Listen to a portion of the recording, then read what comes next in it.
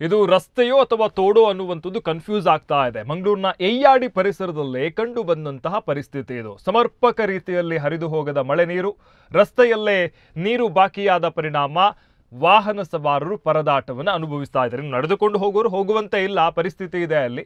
ಇದು ಪ್ರತಿ ವರ್ಷ ಕೂಡ ಎಯ್ಯಾಡಿ ಭಾಗದಲ್ಲಿ ಆಗುವಂತಹ ಸಮಸ್ಯೆ. ಆದರೆ ಇದಕ್ಕೆ ಸಂಬಂಧಪಟ್ಟಂತಹ ಅಧಿಕಾರಿಗಳು ಯಾರೂ ಕೂಡ ಇದಕ್ಕೆ ಬೇಕಾದಂಥ ವ್ಯವಸ್ಥೆಯನ್ನು ಮಾಡೋದಿಲ್ಲ. ಚರಂಡಿ ದುರವಸ್ಥೆಯಲ್ಲಿದೆ.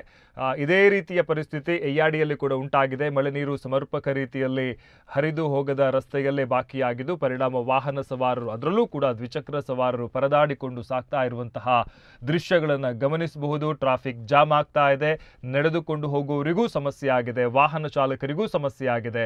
ಅಲ್ಲಿ ಒಂದು ರೀತಿ ಅದು ನಾನು ಆಗಲೇ ಹೇಳಿದಾಗಿದ್ದು ರಸ್ತೆಯೋ ತೋಡೋ ಅನ್ನುವಂಥದ್ದು ಕನ್ಫ್ಯೂಸ್ ಆಗ್ತಾ ಇದೆ. ಕೆಲವರು ಮೊದಲು ನೋಡ್ತಾ ಇರೋ ಅನ್ಕೊಳ್ಬೋದು ಎಲ್ಲೋ ತೋಡಿನಲ್ಲಿ ವಾಹನಗಳನ್ನು ಸಂಚಾರ ಮಾಡ್ತಾ ಇದ್ದಾರೆ ಅನ್ನುವಂತಹ ಭಾವನೆ ಬರ್ಬೋದು. ಯಾಕಂತ ಹೇಳಿದ್ರೆ ಇದು ಎಯ್ಯಾಡಿಯ ಅಂದರೆ ಏರ್ಪೋರ್ಟಿಗೆ ಹೋಗುವಂತಹ ಪ್ರಧಾನ ರಸ್ತೆ.